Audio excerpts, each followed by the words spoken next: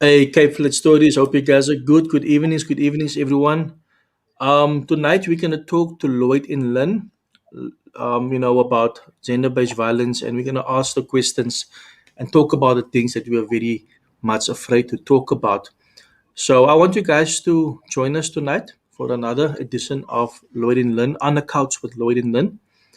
And I want you guys to be part of this conversation. Gender-based violence is quite big on the Cape Flats. And very seldom we talk about these things. We very seldom, it's just now and then we have it's a bochi, we are anti-gender based violence, and then tomorrow we forget about it. So we want to continue with this, and that's why we have Lynn and Lloyd with us tonight, and they're going to talk to us about gender based violence and their experience as a couple, what they went through. Hey Rihanna, hope you're good. So I'm not gonna let you guys wait. I'm gonna introduce Lloyd and Lynn. Hey Lloyd, hi Lynn, how are you guys doing? Well, How's it and you? sounding? Awesome, awesome, Oh, awesome. good, man. Die platform is julle syne. Vat weg mense. Thank you. Hi, Stanley. Hi, everyone. Thanks to you, Stanley, Cape Flats, and Beyond for this opportunity. Our second time on the couch, and it's nothing magical really, but it's just us sharing our life journey. For those of you who don't know Lynn's background, she was as many other South African women. She's been a victim of sexual violence, sexual trauma, and it took a long time for her to come out with a story. To talk about a journey and experience. And we always feel that stories are what brings us together. Stories are what unites us, and stories are also what can give us hope. And so this platform here is nothing special or exceptional. It's a platform for where two people have come to share their life journey, but also to share the story of hope, to share the story that even after your darkest days, there's always hope. There's always a tomorrow. Your tomorrow might be physically tomorrow. Your tomorrow might be 2 weeks from now or 2 months from now. But as long as you have a glimmer of hope, as long as you hold on to the possibility of a new dawn or of a newness, there is always hope. And so tonight we're hoping to delve into the subject of intimacy. Can one still have an intimate relationship after being through sexual trauma? Is it possible? Does it even make sense? When the very thing that has kind of has damaged you and has ruined your view of life, or ruined your view of intimacy, or your view of a partner, whether it's a man or a woman, can you still find intimacy? Can you still enjoy it? Can you still find love? And so that's what we'll be talking about tonight. But tonight's also a very special night because it's Lynn's birthday today, actually. So I'm not going to say how old she is. You can guess, and we can start at 21. And you can't go higher than 25. Okay, I'm joking. But yeah, so today I was sitting and thinking about what I will say, or if I had to post something on Facebook, which I didn't do, you know. And I think just in the current climate that we're on, one gets to be grateful for where you're at and the everyday blessings. And so, Lynn, I'm grateful today that I get to spend another year with you. I'm really grateful. It's just, I think that's my silver lining, that tomorrow isn't promised to anyone. So I'm grateful for I'm grateful for today. I'm grateful that I got to spend another year with you.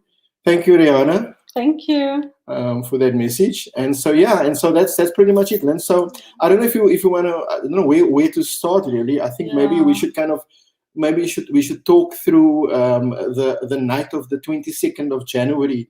I don't know if that's a good place to start. By our honeymoon. At our honeymoon, at the door, when I couldn't carry you over the threshold because You my back was didn't. sore. I forgot. But maybe we should just kind of start there and talk about maybe we can talk about the feelings before that. I can talk about my apprehension, Yeah. kind of thinking about how it was going to go down. What I was going to do. Those type things, and Yeah. maybe you can share about your apprehension, or Yeah. just about your feelings. I think up into the culmination of that evening. Yeah. Hello, everybody, and thank you for this. That was a show of intimacy. That whole wish. Thank you, Lloyd. Mwah. So Thanks, I think Anthea. before we get to the honeymoon, that I should maybe speak about, because it's important to speak about the feelings before I met Lloyd. So for those that don't know, I experienced my sexual trauma at the age of 11 by a family member, and I went through the whole process of going to court, and so it was the judicial system, and then it was going to hospital and what that looked like. And I think the trauma itself happened in the shack, and you know, in our culture when we grew up, we couldn't even mention the word sex to our parents. That was a taboo topic, and suddenly when this happened to me, I didn't feel free to speak to anybody about it, because you weren't supposed to at that stage even experience anything remotely. And so that was one trauma of the sexual abuse. But then through the whole process, I went to hospital and I had some tests done. And that was a trauma as well, because I had a male doctor tell me to lay on the bed, and he inserted, I mean, it was such a long thing into me, and they obviously want to see if you, I assume, if you were raped, and what trauma had happened there. So that was another trauma. And then from that, so I was 11 then, but then we had a family member, another uncle, and it was quite a joke. And only once I started preparing my book, I'd realized that that was also a form of abuse. So this uncle, when it was family gatherings, all of us would have to, all the girls would have to run past him because he'd touch our vagina, and it used to be this big joke. And not one adult in the room, not one adult in the room said no, said stop it. Instead, all the girls had to avoid this uncle. And in thinking about tonight, I'd realized that I had experienced the trauma of being touched inappropriately for many years as a child. And so when I met Lloyd, I hadn't thought of all those things, but it came into play in how I related to him. So I didn't have any serious boyfriend. I think was there one or two, I think, Well, but I don't know nothing. why you're asking me now. Almost like I was there. I don't know, was yeah, there? okay, I think there was one or two, Oh, but those are yeah. secrets that's Yeah. not in the book, so you don't speak about all those Sorry, things. Stanley. We'll talk after this But conversation. no, there was. But you know, when I met Lloyd, or I saw him in church, a church that I visited, and I was like, "Yo, this guy's really nice," and he played the keyboard and he sang, and somehow I was drawn to him. But I hadn't processed any sort of big relationship things, and then I initiated contact, by the way. I think it's just taboo that we have to wait for the men to make contact. I very proudly initiated contact with Lloyd. And then Was it my good looks? it was a good looks. And then I Okay. think the second day we went on a date, and we together ever since. But when it became serious was Lloyd called me. So we attended this coffee bar thing, and he called me outside, and we're standing in the parking lot, and I'm thinking this man is probably going to declare his love for me. And he said, Lynn, I'm not looking for girlfriends. I'm looking for a serious relationship, and I'm looking for a wife. And I'm like, hang on, I'm not ready to be a wife. That would mean commitment. My mother taught me that. Yeah, that would mean commitment. And at that stage, I thought, okay, this is serious. But I thought that he didn't know what he was getting himself into. But I certainly wasn't planning on going ahead. So I thought, let me just see where this takes me. And all the more you act out of a... Thank you for all the birthday messages, everyone. How sure that is? How's it? All the more, I think you act out of a place of trauma. And so all the responses Lloyd was getting were trauma responses, but he at that stage had not recognized that. But I had fallen in love with him, and I really wanted to be with him. And so early on in our relationship, I had explained to Lloyd what my past was and what had happened, everything, because I had felt that if he was serious about me, I needed to be honest with him. And I think that is part of the intimacy of a relationship, not even just marriage, of a relationship, where I spoke to Lloyd and I said, this is what happened. And then, we dated for a while. not a very long time. We wanted to get married sooner though, but we couldn't afford to. But then we dated and married in our second year. But the honeymoon, because Lloyd wanted me to start, then I think that's a good place to start, so that I can explain how I felt. So getting married and because I chose to wear a white dress because I was a virgin to Lloyd, and that was very important. And I think that's important for us overcomers, that even though we weren't virgins according to what the world said, I was a virgin to Lloyd because I hadn't given myself to him, and throughout our entire relationship, we hadn't done that, because other than being scared, we had felt that that's just how we feel morally. And so the wedding was amazing. I must tell you, it was just, we got married at Little Steams. It was a garden wedding. We had a full-on band there, and it was just amazing until Lloyd's colleagues started teasing him about the honeymoon night, and then it had dawned upon me that I would have to have sex tonight, and I was like, "Oh my gosh!" But my colleagues, I mean, they did. Nobody knew at the time. Yeah, nobody knew. I think only my principal, Gerard Venter. Gerard Venter knew, and we had done this in our counselling. So you must understand, at this stage, I had been through sessions and sessions of counseling. I'd read books, but nothing quite prepares you for when you're sitting at the brink of doing something that you had feared for a very long time. And in my mind, I had to look at sex as a healthy energy and not unhealthy, because I was a consenting adult. I wasn't being forced. I was married and I was willingly with Lloyd. And so we went to the honeymoon destination. At that time, Caledon Hotel was still the best. And so we went there and it was amazing. And I had, the evening progressed, that you sort of know that, okay, you need to get ready now. Because we got there and I delayed and I said, no, let's go for a swim. And then it was, let's have dinner. And so I was delaying the inevitable because I really wanted to, but I didn't know how. If, I had read up that your body can tense, and you're pretty much in a fight or flight mode. And that's what I remembered from the shack. My eye froze and I didn't want to do that. But I had struggled mentally and emotionally, and I kept having to remember that it's good that the physical and the mental go hand in hand. So mentally, there was a part of me that was ready for tonight, but physically, I didn't know if I could actually do this. And then I went to the bathroom and I took the clips out of my hair for more than an hour, and I kept staring at the mirror. Lloyd shaking his head. I kept staring at the mirror. Was it only an hour because it felt it felt long, but I kept staring at the mirror and telling myself, Lynn, you're married now, you can do this. Lynn, you're not being forced. I mean, it's amazing to speak to yourself in the mirror. It works wonders.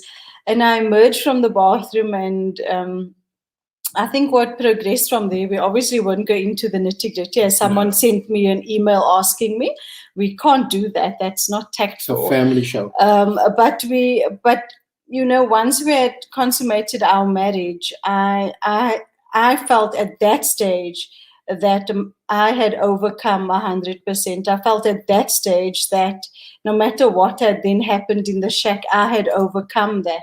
My body did not tense. I did cry, but I cried out of a place of, I did this with Lloyd, and I agreed to do it. I wasn't forced. In fact, Lloyd was so amazing. He said, we don't have to consummate the marriage, but it was important to me, and I know it was important to him, but I had managed to do that. And I think that's what our story is all about, is, when we speak about intimacy, it's not just sex. Intimacy is far beyond that. And a friend of mine was speaking to me, and he said, intimacy is actually into me, you see.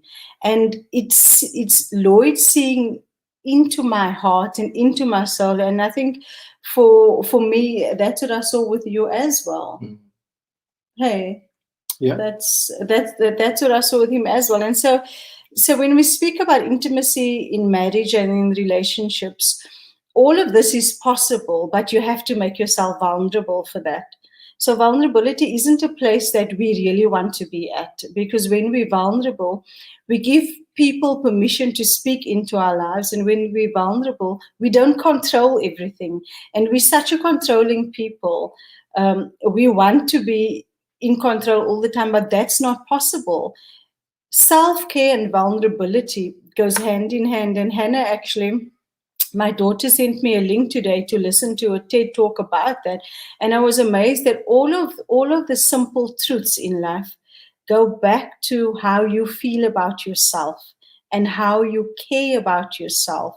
So with intimacy, you have to care about yourself first. You can't open yourself up to intimacy. You can't open yourself up to relationships if you're not ready to become vulnerable enough to allow that.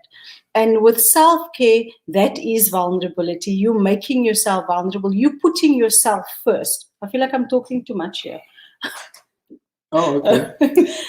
Do you know what I mean? So we can read many books about this, because we researched this before we decided to do this. We can read many books about this, and we can watch many podcasts.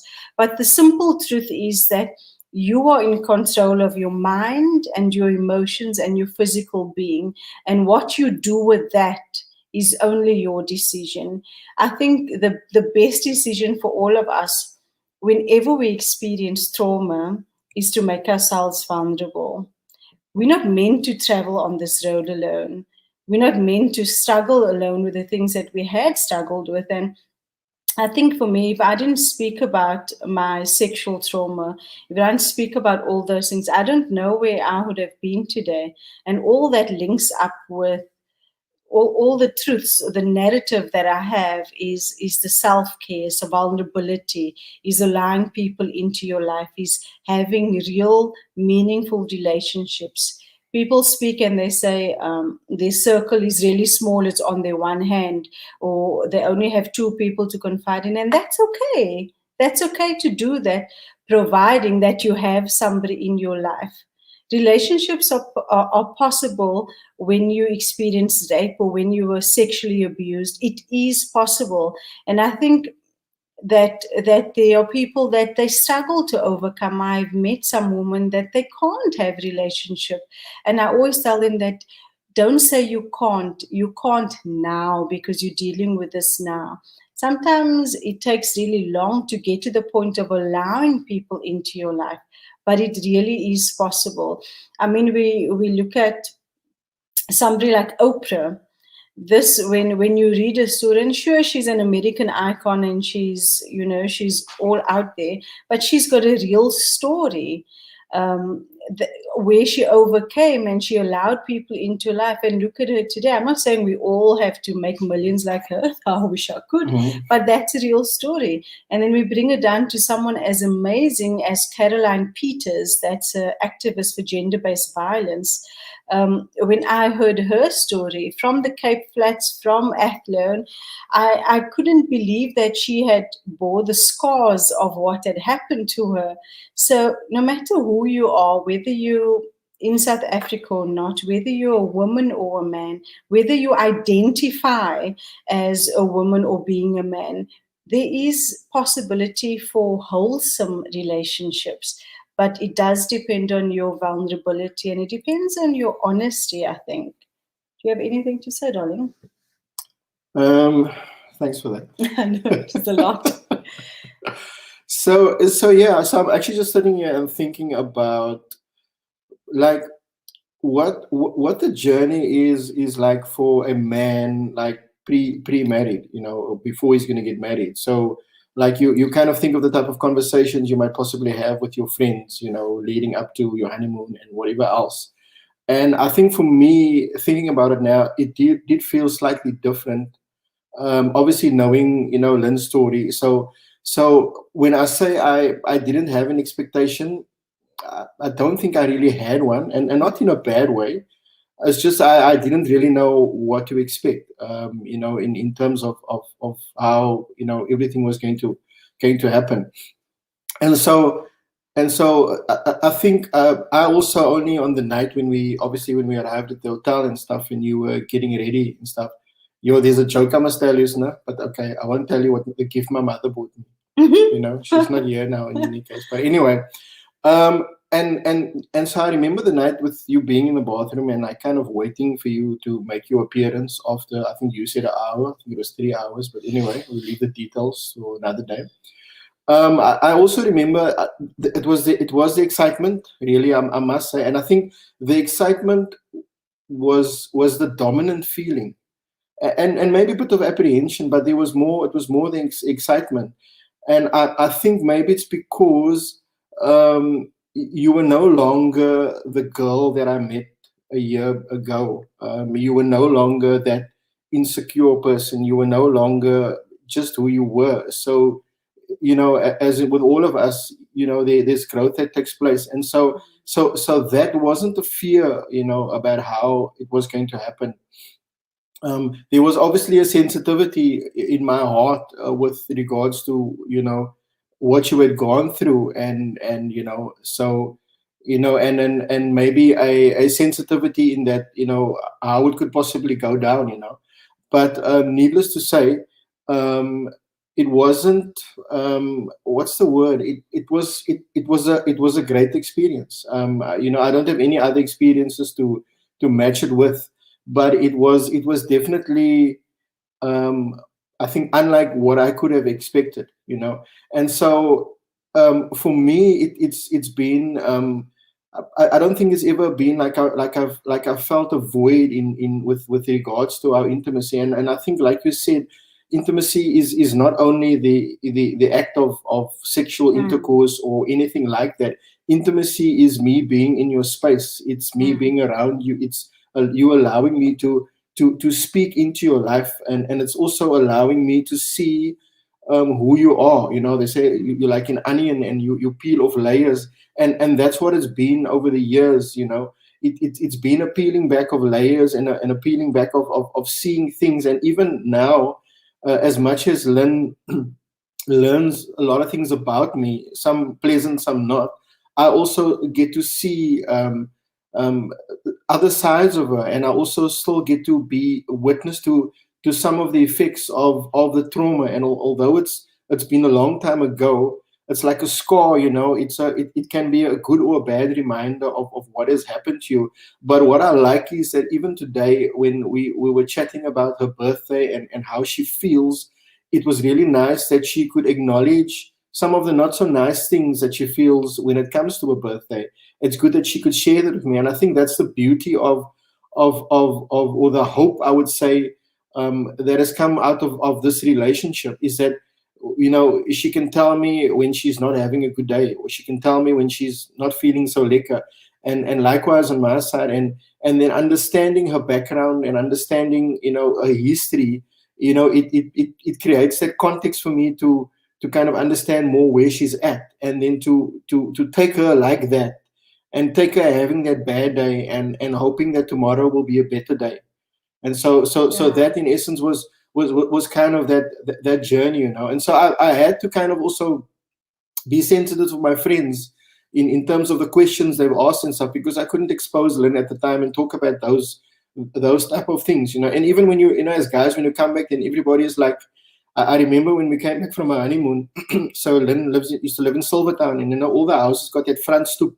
So the mother and the father sit on the stoop, and they're like the mayor, and everybody that come past, they wave and they greet them and whatever else, So I remember coming back, and my father-in-law and my brother-in-law was on the stoop, and there's that look they got, and all they want to ask you is that question, man, but nobody kind of dared ask, man, and I did appreciate that about them. I just gave them my famous Cape Flat smile, and they knew, okay, cool, everything was okay.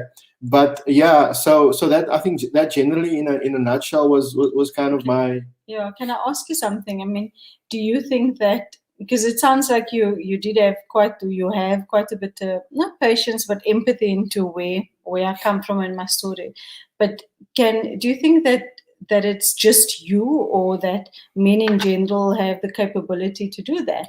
I think men in general have the capability to do that. I think that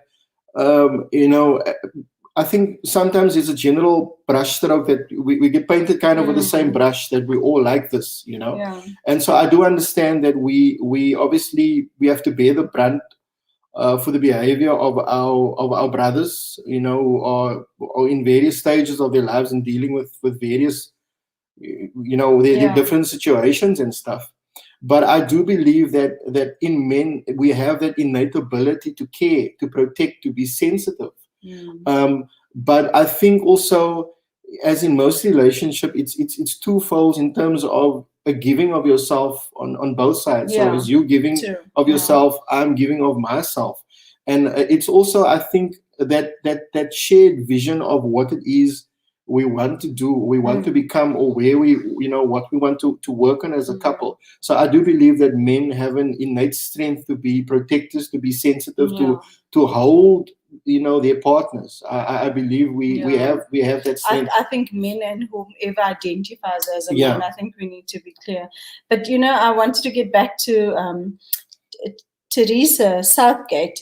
I think you're so right that it really all starts with healing. Healing is first, and healing is, I think, what propelled me to just move on. But in order to heal, again, you need to make yourself vulnerable to heal. You must decide that you actually want to heal. So that's a really good comment. Thank you so much. But also, sorry, also healing is a process. No, absolute you process. Know, it is a process. I wanted to speak about that within our relationship. So Lloyd used it, the analogy, Lloyd used the analogy of having an onion and peeling away layers.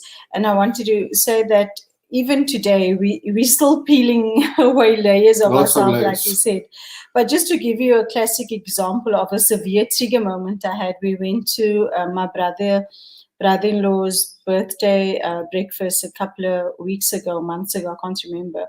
And it was a lovely time, and I sat at the picnic table opposite Lloyd, and there was a gentleman next to me, and he had a fear of spiders. And he had seen a spider walk on my arm, and he had, without thinking, hit my arm so hard that I had felt that I was back with being abused at home. And I really got such a fright, and everyone at the table was laughing, and my trauma response was to just, no, it's okay, to sort of laugh with. But inside, I was bursting into tears, but I didn't feel comfortable to say that. And then after hitting so hard, I mean, my arm was swollen. He had kept wiping and saying he's sorry, and he kept touching my body, and I said, no, it's okay. And I eventually sort of went to sit somewhere else. But that was such a severe trigger moment, because it wasn't a stranger, it was someone that I'd known, and we were comfortable in a safe space, and that had happened. But at that stage, Lloyd had no idea of how I was feeling until I got into the car, and I said, you know, this is what I'd felt. I struggled to shake that for the rest of the afternoon, or you know, a couple of days after that, because I felt so traumatized that he'd hit me so hard, and that he kept sort of touching me without my permission. But I struggled to tell him to know I moved to another place. And so when we speak, number one, about peeling away layers, that is what happens in the relationship.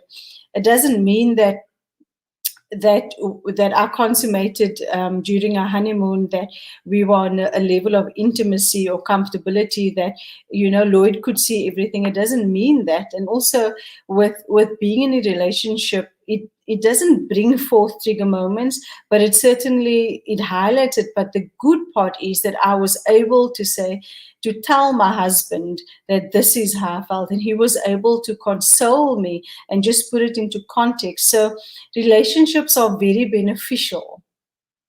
And I think some people might not agree with me, but whether you're in a relationship with, in a sort of a, or not a sexual, what's the word, in a sort of a relationship for marriage or so forth, then it's great. But you need to have friendship as well, because when things like that happen, you sort of want to, you want someone to share it with. And so I'm at the stage in my life now where we at a different stage now, we look at things very differently. And so there's another level of honesty that comes. Now I'm telling Lloyd that I can't handle when he sits next to me and he shakes his leg all the time.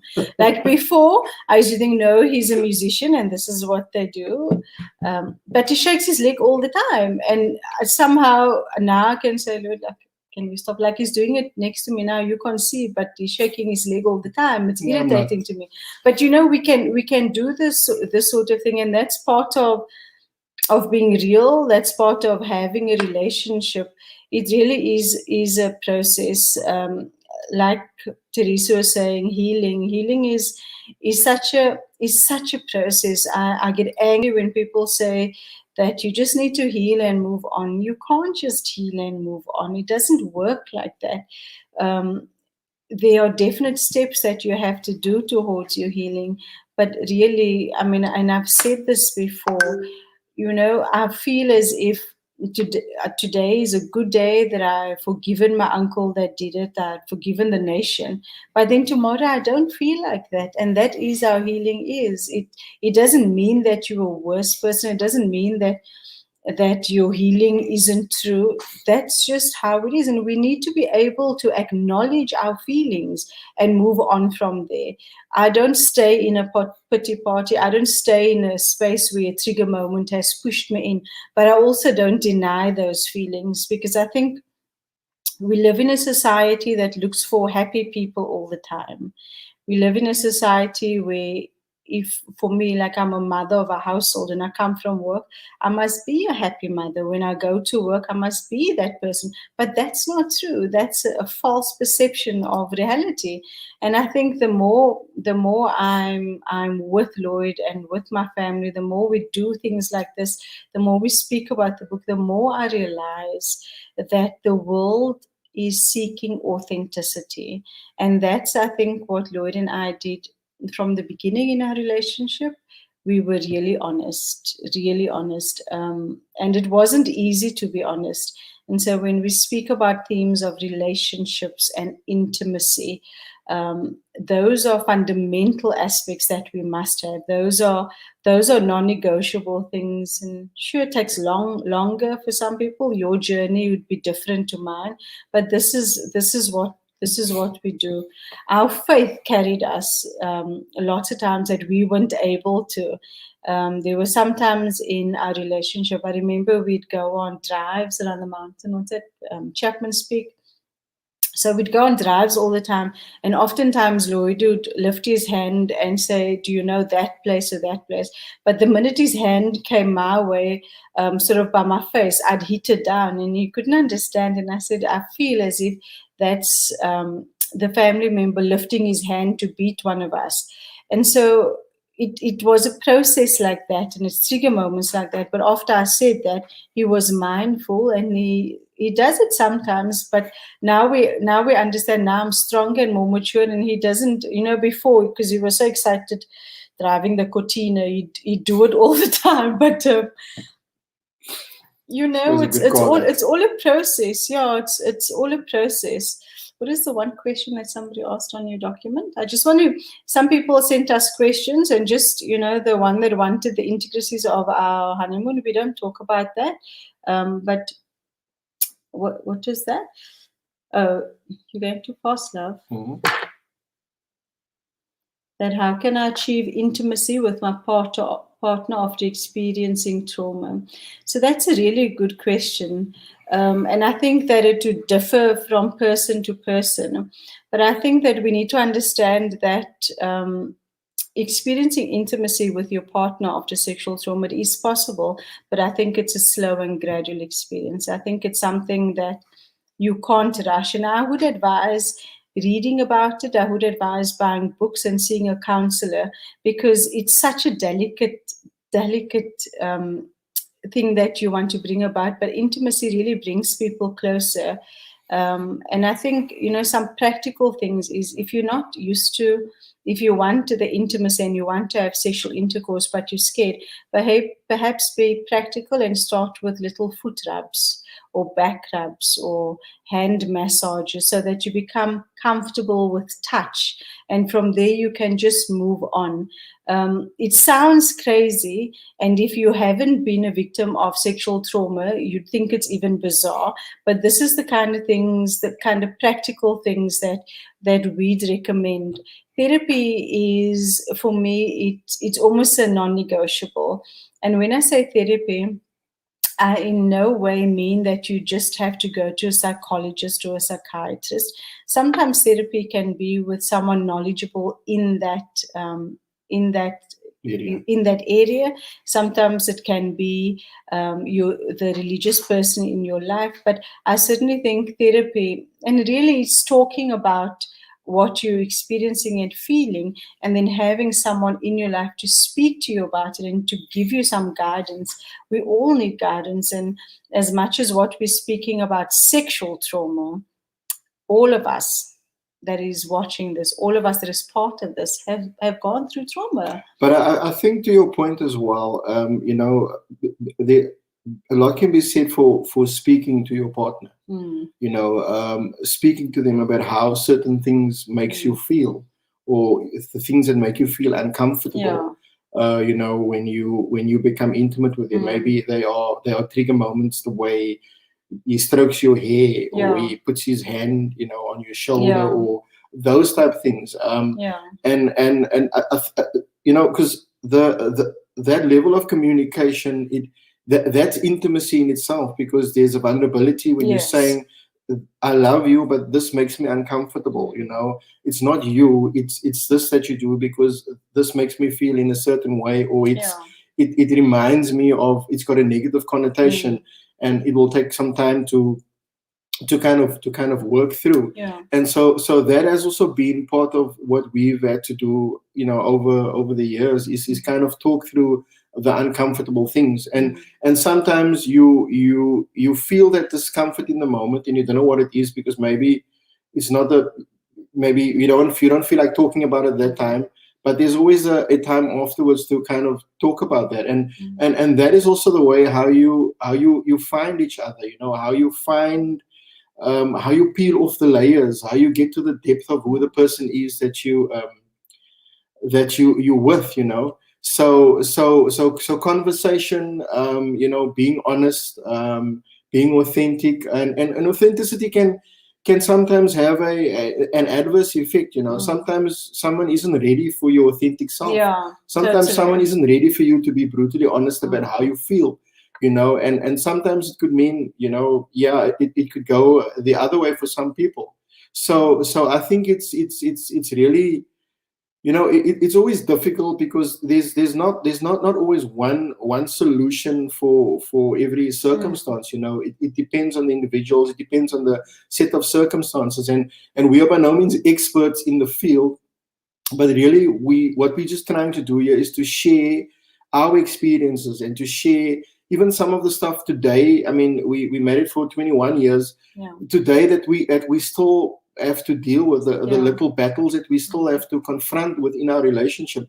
But I want to say that I think it's that wanting to make a success of your relationship. It's that working on both sides to kind of want to see the best of each other, and to see each other, you know, become the best version of themselves. And for me, that's always the driving force, you know, in terms of our relationship. No, that's true. And some of the practical things that we did as well, and I mean, it feels weird to say this, but it's all in the book.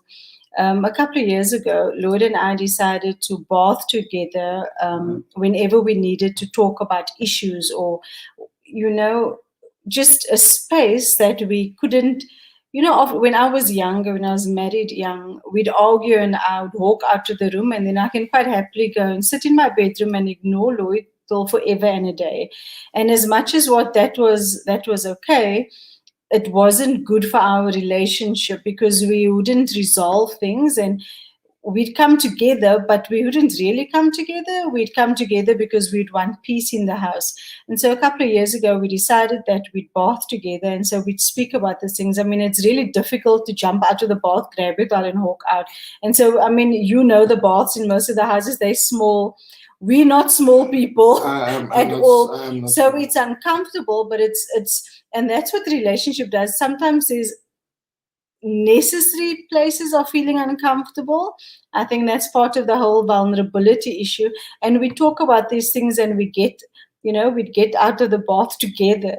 Now, though, and I want to chat about what Miles, what Miles what van Miles Stee was saying said. there. Now, when we bath together, it's much more leisurely, and we put candles because we've got a spa bath. So we put candles and stuff. I'm just saying that because it's quiet. So we put the candles and stuff, and we have champagne glasses with Not water. not every No, time. I mean just not. No, but I want to say. So that used to be our. Then it became our happy place to just de-stress. But you know what happened? After we had children, there's no sacred space. There's no they no can alone find you space. everywhere. These kids, Hannah and Noah, will just walk into the bathroom and they feel the need to speak to us. And I'm like, but we're bathing and we're talking. And they're like, yes, but I just want to tell you something. And Miles, when I read your comment now, Miles says that he believes that it's not only our partners, but also our kids that complete our relationship and families. And that is so true.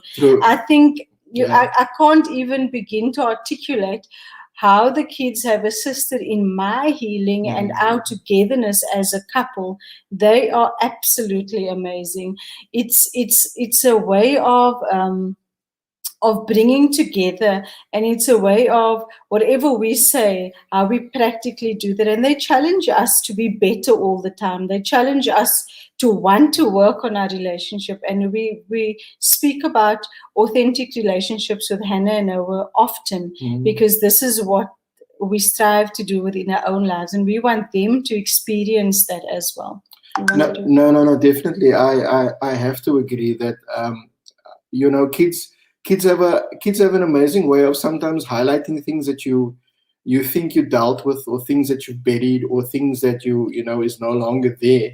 And so and what I love about the innate nature of kids, it's that thing of where they ask why, and it's that probing nature of kids when they ask but why, and so they force you to think about a lot of things that you do or that you say, and so they often question your reaction to things, and so in a way that challenging and that abrasiveness, whatever, has brought some wholesome conversation, and has brought some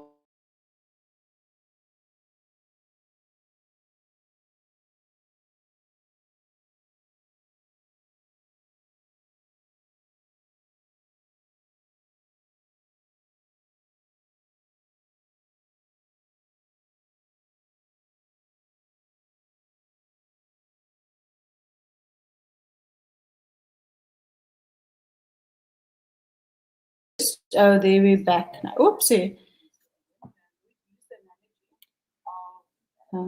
I think. Are we back now? I think Stanley might have okay, Colin can ask a question. What if my spouse rejects some of my touches? Could it be that she might have a sexual abuse in the past?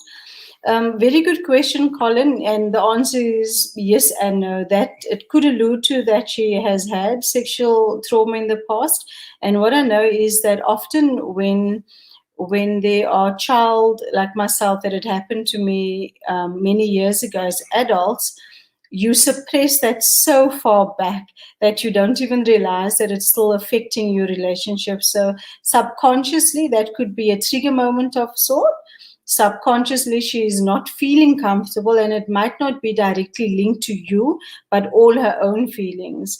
But with saying that, and this is what I wanted to speak about as well, Colin, women, we want to be what's the word? I don't want a guy to just come home and he wants to have intercourse now. We went to those sessions with Russell van Beek, and we went to these sessions and he explained it so nicely that women are not made like that. And so foreplay is important for some women. It is important to talk first and have your partner relax first and feel comfortable first before making advances. Sometimes men, they're horny, and all they think about is that they It's the want to actual have act, yeah. intercourse. And that's how a man, I don't know That's if how we I wired. know, I'm not going to say that's how you are, because Okay. I didn't do that research yet. I don't know. Okay, I apologize But for that. there is a group of men that would identify with that they, you know, they just sort of, they're ready to just have intercourse. But with women, it's not like that. We like to talk about sometimes, and I mean, it's fine to have, sometimes you want to talk first, sometimes you want to be relaxed, sometimes you want to be kissing first, and then you want to do the actual deed of intercourse. And so, Colin, I think it really depends, but it does warrant a conversation. And so when we have conversations like this, or when there's perhaps a married man that is picking up that his wife is awkward with certain touches, or vice versa, the wife sees that the husband is awkward but they struggle to talk, there's nothing wrong with writing a letter. There's nothing wrong with saying, just writing down, this is how you feel, and perhaps your partner will write back to you. These are very sensitive topics, very, very sensitive topics. And like I said, when I was a child and we had the uncle touch our vaginas and not one adult protected us, that's the culture that we grew up in. I'm 45 today, in my way, my age. I'm 45 today, and that sometimes it doesn't haunt me and make me sad. It makes me extremely angry that there was no adult that protected me. So for our age and our era, there's a lot of those things that's buried, and sometimes it comes out in our intimacy. It's important to find the right position when you're having intercourse. These are topics that people don't speak about, but they are very important. When I spoke to one person about intimacy, she doesn't like a husband to be on top, and as for some people that will find funny, but that is what she pictures with her rape incident, and so that's a direct trigger moment. And so creating a safe space within your bedroom, creating a safe space in your sexual intercourse is imperative.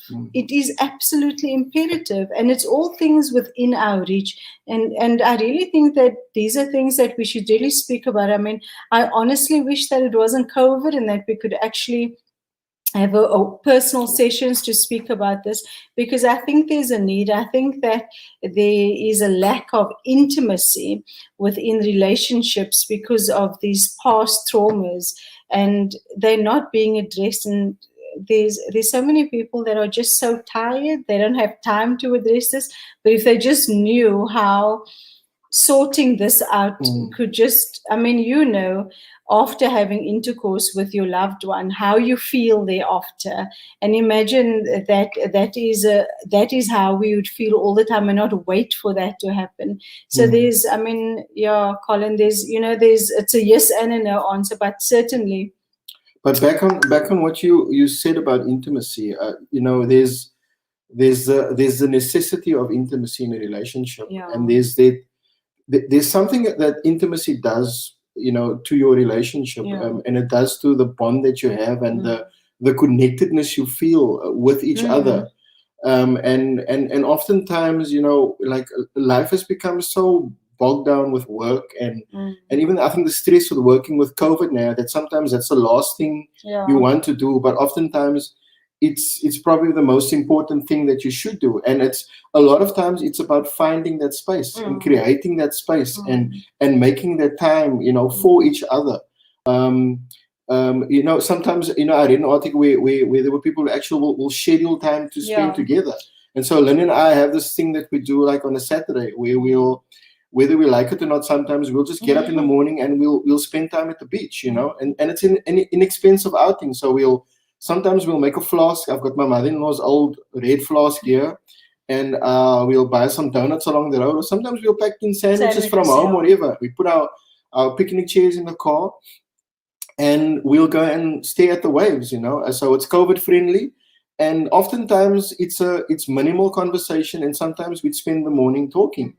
And you know, and so for me, that's another act of intimacy, because that's a time when we're alone, where we just get to talk about, you know, sometimes it's random things, or sometimes it's specific or pertinent things that we we feel burdened about, but that in itself, there's a feeling of weightedness leaving you, and of just the refreshing that comes when you've left that session, and you know that whatever you've spoken about, is there. Whatever needs to come home with you, you bring it home with you, and it's things that you will ponder on, or it's things that you will be mindful about.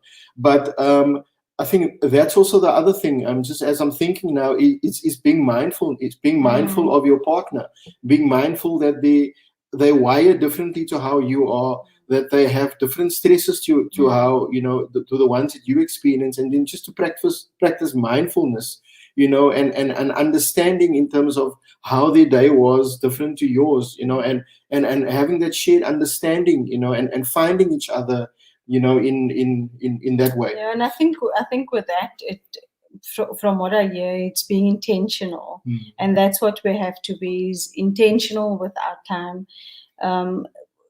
Having good relationships, it takes work. It takes being intentional, takes spending time, and certainly for parents. And I got a question earlier on that there's parents that struggle to have intercourse because they have kids and the kids are always awake. And we've been through that. That's hard. Sometimes, when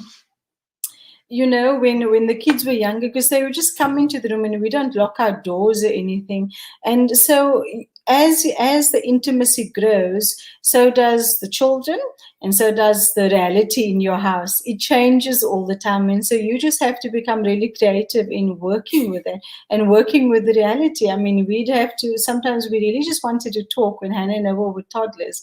But as we know, toddlers are really busy. And if it's not walking to the park, then it's bath time and meal time, and then it's bedtime, and then it's, I can't sleep because I'm hungry and my stomach is sore. And you think, gosh, are you ever going to get past sort of that one stage, because you know that you need to spend time with your spouse. But it does all work out at the end when you're intentional.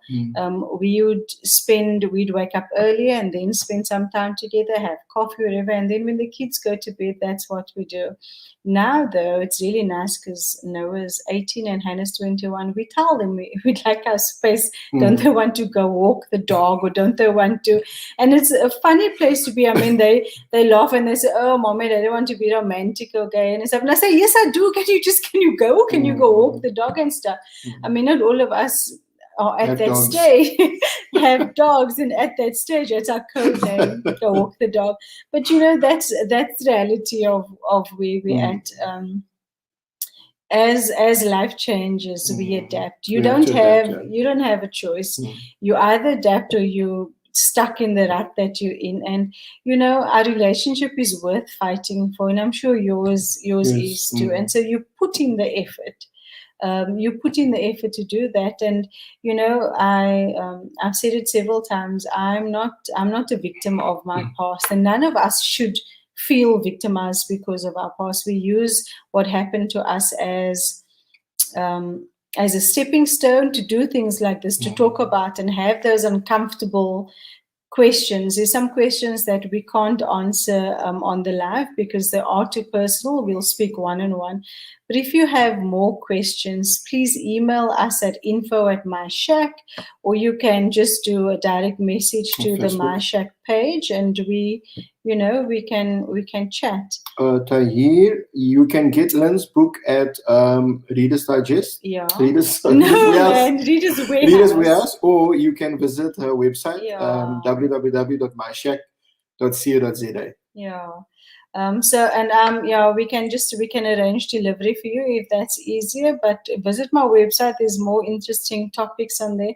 But I'd like to hear from you. I'd like to hear what other things around gender-based violence, around, sometimes I don't want to use that term because people hear gender-based violence and they'll be put off. So I speak about my story. If you want to hear what it's like to have been raped, to have gone to, the court, the judicial system, we can speak about forever and a day. Like with intimacy, there's just so many facets. I didn't even touch, perhaps we'll do it in the next week. So we'll speak about childbirth and what that felt like and how I'd managed that. And Hannah and Noah has agreed to have some conversations with us, my children, and it would be interesting to also find out or to share their what their take journey has on, been like. especially since the book was released. Like I said, they only found out about my story in November 2019 as well. So it would be really lovely to be able to share the platform with them. Perhaps we could do that next week and speak about childbirth and, and what everything that goes with that.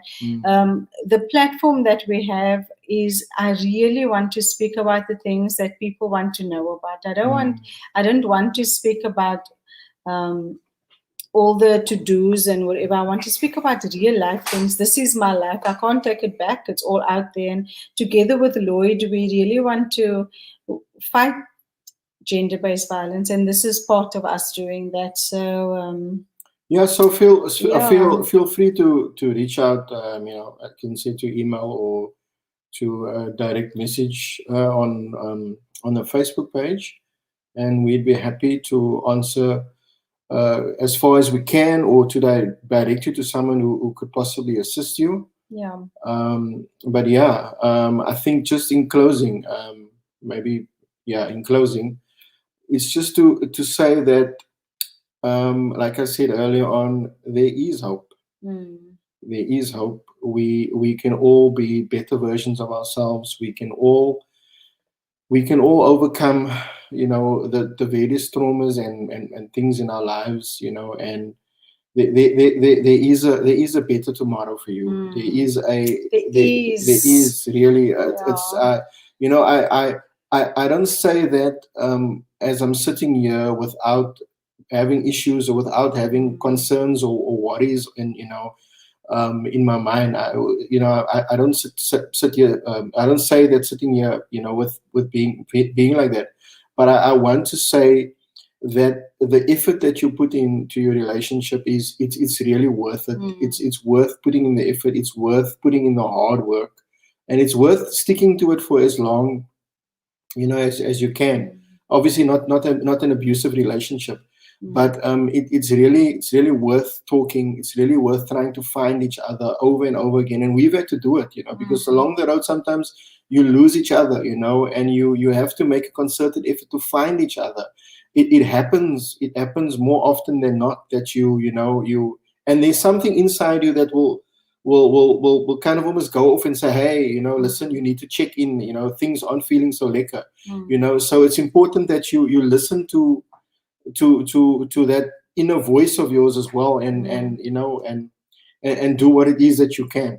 Thanks, Lloyd. And I just, Colin, you're right. Colin says we can speak about intimacy and marriage all night. It's really hard, and it is really hard. I mean, we, one of the couple, I wanted to leave Lloyd and go back to my mom early years of marriage, because I think that all that trauma that gets buried, it just comes out in how you relate every day to Lloyd. But also, like, we're a society that's so tired of struggling, and sometimes you just want to give up because you don't feel like fighting.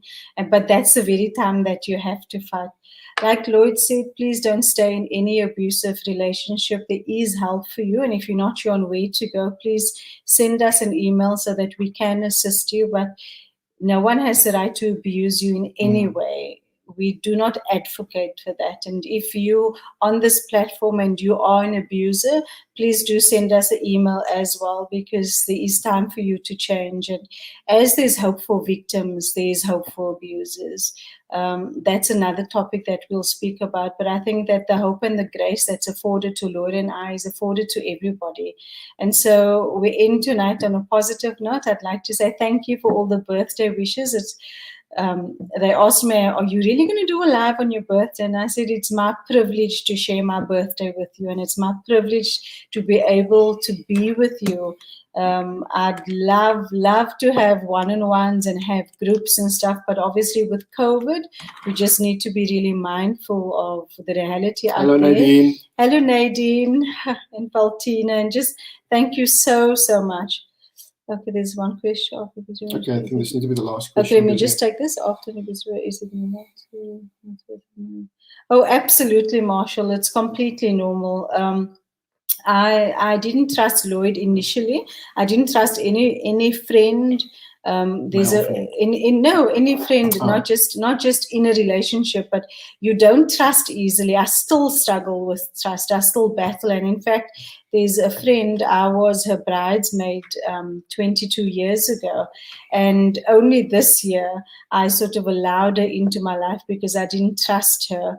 And similarly, when you're in a relationship, or you come from an abusive relationship, it's hard to trust because you don't want to get hurt. I mean, just normally we don't want to get hurt, but it's even worse if you have been hurt.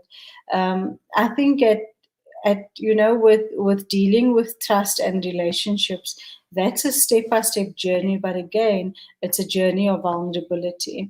And I think that vulnerability is so huge. It's such a big topic that I think that we should spend some time speaking about it, because all these changes are possible, but you have to agree to them. You have to allow yourself that. So yes, it's normal not to trust anybody, but it's also abnormal, because that's an instinct that is a result of your sexual trauma. And so this is where healing comes into play, so you can overcome that and you can trust. I trust Lloyd with my life, and I trust my children with my life, and it was a journey, but it certainly is possible. So it's possible, Marshall. So thanks everyone for listening. Yeah, for Stanley, tuning in. I think Thank you, we Stanley. did our hour. I don't want to overstay our welcome. You're already a minute over, Lynn. Sorry, we're a No, minute over. thank you very much. I think the people enjoy this. This is what we need more of. It was Yeah. two people that experienced it. It was two people that had to work through the trauma and through everything, it was thrown at you. So thank you very much, Lynn and Lloyd. We appreciate this. And from the responses, I can see a lot of people enjoy the topic, and it will obviously help them also in their relationship. And I'm looking to next week and the week after next in the rest of the year with you guys. Thank you So so thank you much. very, very, very much. Much appreciated. Thank you so much. Thank Thank you, you. everybody. Thank you, Stanley. Stanley. Thanks, everybody. Okay. Bye. Cheers. That was Lloyd and Lynn, and they spoke to us, or they shared with us the trauma and the challenges on the Cape Flats, and especially in a community, gender-based violence is big. And I know for a fact, and I want to talk about this just shortly. My grandmother also went through a lot of trauma in her life, gender-based violence, and I think that some of my family members, my aunts, thought it was right, to be abused, and they never spoke about things like this, and they never got healing, and dan wonder jy ook hoekom kan die auntie nie oor die weg kom met die money, is because there is trauma issues, there is trust issues. So this is things we need to talk about, and we need to get more people to listen to these types of conversations. So I want you guys that is on the stream, I want to say thank you very much for joining us, but please do share the stream, please do share it. Ons kan baie gou ander goed share, but I think this is important for us to share topics like this, so that more people can understand what gender-based violence is about and also what to do. So I'm not going to keep you guys. Have a lovely evening and enjoy the rest of what is left of the Wednesday night. And yeah, ons praat weer next week, né? Cheers. Cheers.